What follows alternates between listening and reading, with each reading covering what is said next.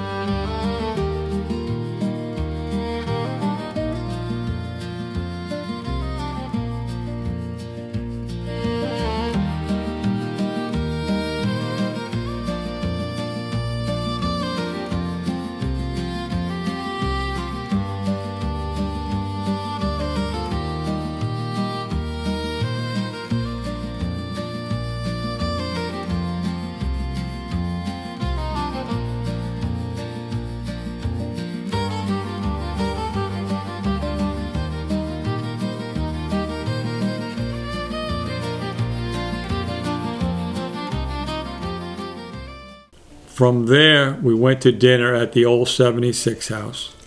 The Old 76 House was built in 1668 and was used as a meeting place for patriots during the Revolutionary War. It is where the most notorious spy of the Revolution, Major John Andre, was held as a prisoner. This is why it is often referred to as Andre's prison. The interior of the restaurant retains all of its vintage charm with many historical artifacts on display. It is decorated true to the 1776 time period. We made a 5 p.m. reservation because we thought it would be less crowded at that time and we would be able to film it better for you to see. We were seated at a table by the window in the oldest section of the restaurant. As you can see, we were some of the first diners there that night. The maitre d' came over and gave us a special history lesson, which we recorded but can't use because of the music playing in the background. This is what he told us. The tavern was built in 1668. It was to accommodate all of the stagecoaches that were coming in and out of town. They would drop people off and pick people up.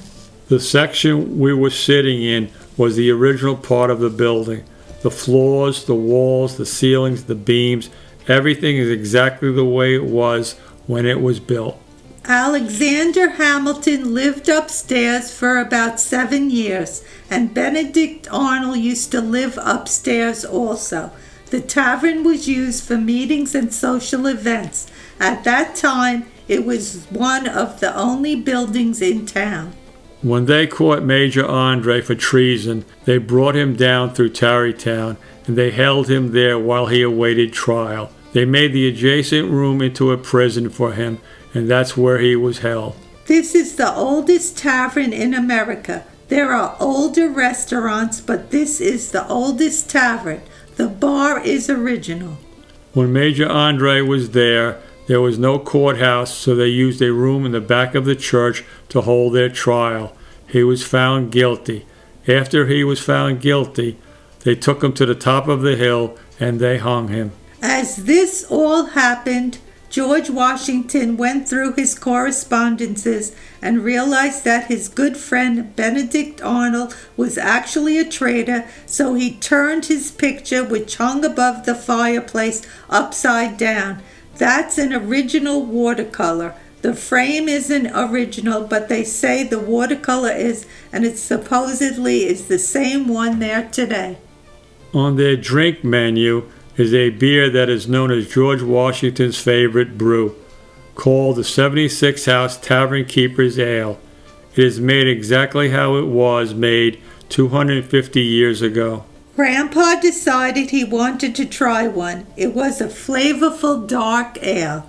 There is a wide variety of delicious gourmet food on their menu. Grandpa started his meal with a crab cake appetizer. Grandma enjoyed some fried artichoke hearts, which she shared with our daughter. Our daughter enjoyed their locally caught fried brook trout. Grandpa treated himself to their Yankee pot roast. And Grandma had the chicken cordon bleu. All of the food was perfectly cooked and delicious. We took a look at their dessert menu but realized that we were all too full to eat dessert. As you can see, there are many historical documents hung on the walls. There is a lot to look at and explore. Even clothing and muskets from the Revolutionary time period. By the time we left, the restaurant was completely packed. To our surprise, we were greeted with a downpour when we exited the building. We didn't even know that it was supposed to rain because it had been such a nice day. We hope to come back and visit the 76 House in the future for another wonderful meal.